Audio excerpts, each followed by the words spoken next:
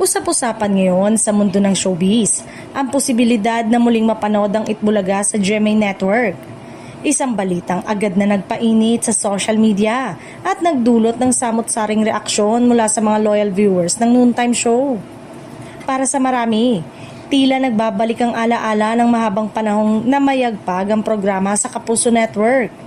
Gayunpaman, sa kabila ng ingay, wala pang inilalabas na opisyal na kumpirmasyon mula sa kampo ng Itbulaga o sa pamunuan ng GMA.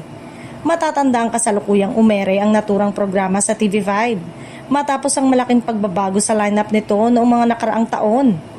Dahil dito, hindi maiwasang maitanong paano na ang It's Showtime kung sakaling mangyari ang sinasabing pagbabalik. Sa ngayon, matagumpay na napapanood ang noontime show sa GMA. Tampok ang mga host tulad ni Vice Ganda na patuloy na nagbibigay saya sa madlang people araw-araw.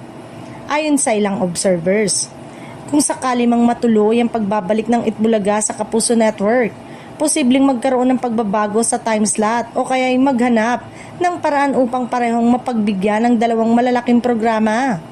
Samantala, patuloy pa ring umaarangkada ang It's Showtime sa GMA na itinuturing na isang makasaysayang kolaborasyon sa pagitan ng ABS-CBN at ng Kapuso Network. Marami ang nagsasabing patunay ito na nagbabago na ang landscape ng Philippine television. Sa huli, habang wala pang opisyal na pahayag, nananatiling usap-usapan at espekulasyon ng lahat. Ngunit sa mundo ng showbiz kung saan mabilis magbago ang ihip ng hangin, hindi rin maitatangging posible ang kahit anong senaryo. Kaya naman tutok lang ang lahat sa mga susunod na kaganapan.